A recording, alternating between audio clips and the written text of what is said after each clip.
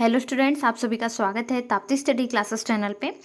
आज के इस वीडियो में हम क्लास 12th इतिहास के यहाँ पर यानी हिस्ट्री के मोस्ट इंपॉर्टेंट क्वेश्चंस देखने वाले हैं।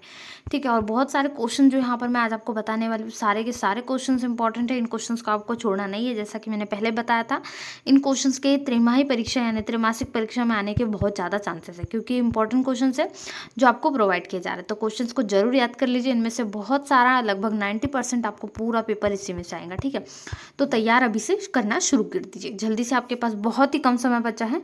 इनके आंसर्स भी आपको जल्दी प्रोवाइड हो जाएंगे। इसके सॉल्यूशंस के लिए आपको चैनल को सब्सक्राइब कर लेना है, साथ ही वीडियो को लाइक कर दीजिए और अपने सभी दोस्तों के साथ वीडियो को शेयर करना बिल्कुल भी ना भूलें। चलिए शुरुआत करते हैं। तो कुछ ऑब्जेक्टिव क्वेश्चंस यहाँ पर दिए गए हैं। इसमें यहाँ पर जैसे जो आपको चैप्टर 2 आ रहा है, चैप्टर 3 और चैप्टर 4 आ रहा है। तो 600 ईस्वी पूर्व से 600 ईस्वी तक का ये पहला जो चैप्टर है, इसमें आरंभिक राज्य और अर्थव्यवस्था बताई जाएगी। इसमें आपको जैसे 6ठी शताब्दी में सर्वाधिक शक्तिशाली जनपद कौन सा था ये पूछेंगे। इस प्रकार से और ऑब्जेक्टिव क्वेश्चन दिए गए, इनको भी आप नोट कर सकते हैं। ऐसे कुछ क्वेश्चन दिए गए जैसे यहाँ पर ऑब्जेक्टिव, हर चैप्टर से मैं आपको ऑब्जेक्टिव क्वेश्चन बता देती हूँ। इससे आपको बहुत ज़्यादा हेल्प हो जाएगी। और सारे क्वेश्चन इंपॉर्टेंट है, आप इनको बिल्कुल भी ऐसे ना समझे कि क्वेश्चन इंपॉर्टेंट नहीं है, सारे इंपॉर्टेंट है। सबसे पहला अभिलेख किसे कहते हैं, तो महत्वपूर्ण है बहुत ही इसमें। इसके बाद भी यहाँ पर जैसे 6ठी शताब्दी ईसा पूर्व के 4 महत्वपूर्ण है, ये एक अंक में आपको जरूर आ सकता है। ये जो 2 क्वेश्चन मैं आपको बता रही हूँ, ये दोनों एक अंक में आपको बिल्कुल मिलेंगे। एग्जाम में इनको जरूर आपको पढ़ना है। फिर मौर्य शासनकाल, या क्वेश्चन देखिए ऐसा बनता है, मौर्य साम्राज्य की स्थापना का जो है यहाँ पर आपको पूरा शासन का वर्णन करना है, तो ये बहुत इंपॉर्टेंट क्वेश्चन है। महाजनपदों की प्रमुख विशेषता, ये भी एक इंपॉर्टेंट क्वेश्चन है। ठीक है, तो ये 2 क्वेश्चन को तैयार करना ही करना है, इनको छोड़ना नहीं है। बहुत ज़्यादा इंपॉर्टेंट क्वेश्चन है। इसके बाद में जो चैप्टर 3 है, सारे ऑब्जेक्टिव तैयार करना है। ऑब्जेक्टिव में कोई कमी आपको नहीं रखना है। इसके साथ ही आपको बहुत महत्वपूर्ण ऑब्जेक्टिव भी जल्दी मिल जाएंगे जो आपको तैयार करना है। ठीक है, ये ऑब्जेक्टिव क्वेश्चन इस प्रकार से दिए गए हैं। इसमें और जैसे कि आपको कुछ क्वेश्चन है, जैसे सबसे पहले एक बहुत ज़्यादा महत्वपूर्ण क्वेश्चन है, गोत्र शब्द से क्या तात्पर्य है। क्वेश्चन इस प्रकार से आता है, गोत्र से आप क्या समझते हैं। तो यहाँ पर जनरली ये प्रयोग किया जाता है। इसके बाद इससे भी ज़्यादा इंपॉर्टेंट क्वेश्चन है, स्त्री धन को परिभाषित कीजिए। क्वेश्चन नंबर 3 और 4 को नहीं छोड़ेंगे, बहुत ज़्यादा इंपॉर्टेंट है। ठीक है, दोनों क्वेश्चन को तैयार कर लीजिए। जो मैं आपको बता रही हूँ बहुत ज़्यादा इंपॉर्टेंट, ऐसा ना समझे कि ये क्वेश्चन नहीं आएंगे, आपको इन्हीं में से पेपर बनेगा। इसके बाद यहाँ पर जैसे महाभारत का समालोचनात्मक संस्करण, ये भी क्वेश्चन इंपॉर्टेंट है। इसके साथ में जैसे कुछ आरंभिक राज्यों में यहाँ पर किस प्रकार से क्षत्रियों की स्थिति थी, तो ये भी पूछा जाता है। तो ठीक है, ये आपको तैयार कर लेना है। इसके बाद में जो चैप्टर 4 है, यहाँ से भी बहुत सारे क्वेश्चन बनते हैं। जैसे ऑब्जेक्टिव क्वेश्चन से आपको बनते हैं, तो त्रिपिटक से संबंधित जितने क्वेश्चन है वो तैयार कर लीजिए त्रिपिटक साहित्य से। और हीनयान महायान में अंतर भी कई बार पूछा जाता है, तो ये भी इंपॉर्टेंट है। तो हीनयान और महायान में 3 अंतर जरूर तैयार कर लीजिए, सारे इंपॉर्टेंट है। ये ऑब्जेक्टिव जो आप देख रहे हैं ये भी इंपॉर्टेंट है। ठीक है, इसमें आपको जैन धर्म का अधिकतर पूछा जाता है। तीनों में यहाँ पर समानता या अंतर तो बिल्कुल पूछा जाता है। ये तो बहुत ज़्यादा इंपॉर्टेंट है, एमपी क्वेश्चन है। इसको अभी से तैयारी करना शुरू कर दीजिए। इसकी एक मानचित्र आपको हमेशा आएगा, इसमें प्रोजेक्ट में भी जुड़ा हुआ है, तो ये क्वेश्चन तो बनेगा ही। सबसे ज़्यादा इंपॉर्टेंट है, क्या उपनिषदों के दार्शनिक के विचार नियतवादी और भौतिकवादियों से भिन्न थे। अपने जवाब में तर्क दीजिए। मोस्ट इंपॉर्टेंट क्वेश्चन है, ये आपको एग्जाम में जरूर आ सकता है। स्तूप से भी एक क्वेश्चन आएगा, और स्तूप जो है नक्शे में भी कई बार आता है। तो स्तूप से सांची के स्तूप यह क्यों बनाए जाते हैं, सांची के स्तूप, स्तूप से आप क्या समझते हैं। ठीक है, ये क्वेश्चन तो बनता है सांची के स्तूप के बारे में, तो ये क्वेश्चन तैयार करना है। इसमें भी बहुत सारे क्वेश्चन बनते हैं, जैसे यहाँ पर कुछ इंपॉर्टेंट क्वेश्चन में है। तो दमित जातियों को किस प्रकार सुरक्षा दी जा सकती थी, महात्मा गांधी को ऐसा क्यों लगता था। और इनमें से जो क्वेश्चन है आपको तैयार करना है। नक्शे से भी एक क्वेश्चन बनेंगे, जैसे यहाँ पर सांची के स्तूप के बारे में है, या स्तूप से संबंधित आपको बताने के लिए कहा जाएगा। ठीक है, तो वो क्वेश्चन भी आपको देखना है, जैसे अशोक के यहाँ पर अभिलेख को बताने के लिए कहा गया। तो ये नक्शे में जैसे यहाँ पर बताया गया है, इस प्रकार से आपको क्या करना है, इन चीज़ों को याद कर लेना है। तो 5 नंबर का या मैक्सिमम 4 अंक का आपको नक्शा पूछा जाता है। नक्शे में जो क्वेश्चन होते हैं, तो ये क्वेश्चन तो तैयार करेंगे। जैसे यहाँ पर आपको शिलालेख दिख रहे हैं, तो यहाँ पर शिलालेख को दर्शाया गया हालांकि, परंतु ऐसे ही आपको स्तूपों को दर्शाने के लिए भी आता है। तो ये क्वेश्चन भी तैयार कर लीजिए, अभी से तैयार करना शुरू कर दीजिए। चलिए कुछ और महत्वपूर्ण प्रश्न है जो देख लेते हैं।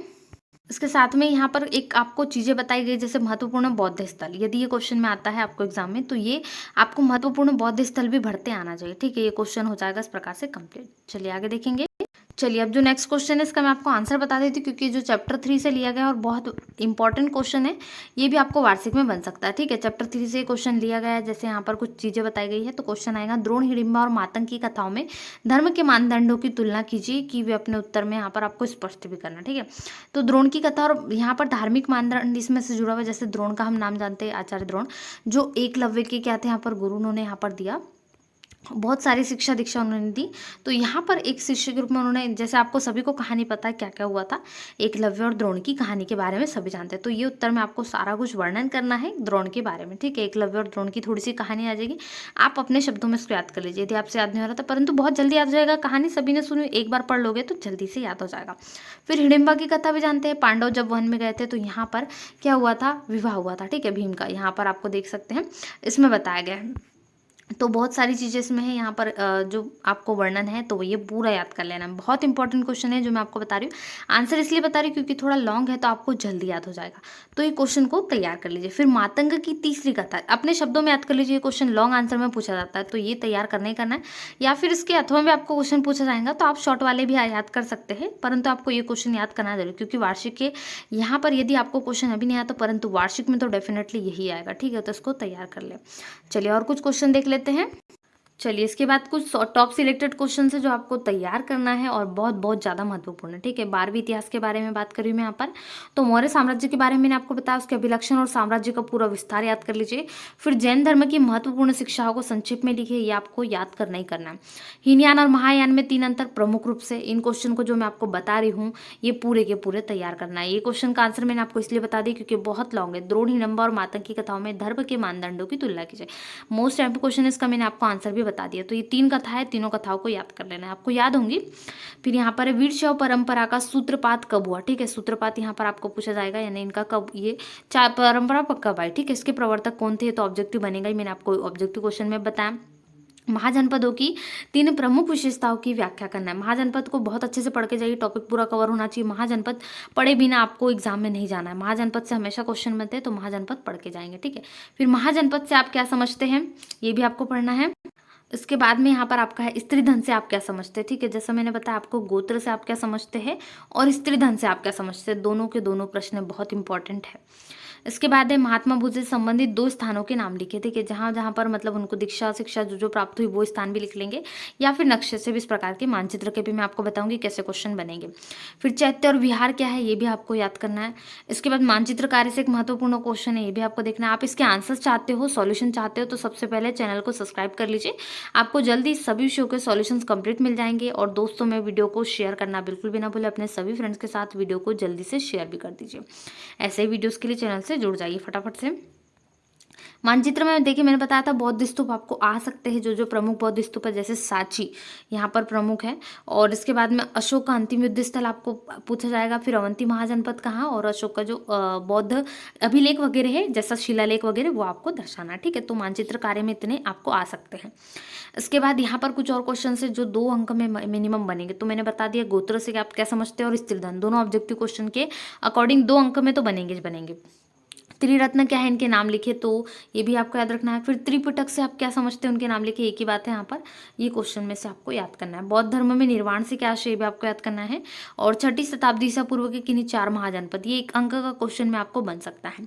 फिर प्रयाग प्रशस्ति की रचना किसने की है, किस शासक से संबंधित है, ये भी आपको तैयार करना है।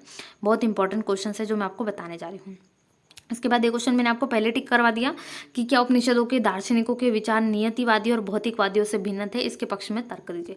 इंपॉर्टेंट है, वेरी वेरी इंपॉर्टेंट है, आपको तैयार करना ही करना है, ठीक है, छोड़ना नहीं है। इसके बाद जितने क्वेश्चन मैंने आपको बताया है इन क्वेश्चन को जरूर तैयार कर लीजिए, छोड़ना नहीं है। यदि आप अच्छे अंक हासिल करना चाहते हैं, प्राप्त करना चाहते हैं तो जरूर तैयार कर लीजिए, क्योंकि यहाँ पर पढ़ाई आपकी कोरोना वायरस लॉकडाउन की वजह से बहुत कम पढ़ाई हुई है बच्चों की। जो यहाँ पर अच्छे % पाना चाहते हैं उनको अपनी पढ़ाई को अभी से शुरुआत कर देना चाहिए। और सारे वीडियोस यहाँ पर इंपॉर्टेंट क्वेश्चंस के मैंने अवेलेबल कराया और जल्दी आपको सारे क्वेश्चंस के आंसर भी मिलेंगे। तो इन क्वेश्चंस को तैयार कर लीजिए, आपके पास बहुत कम समय बचा है।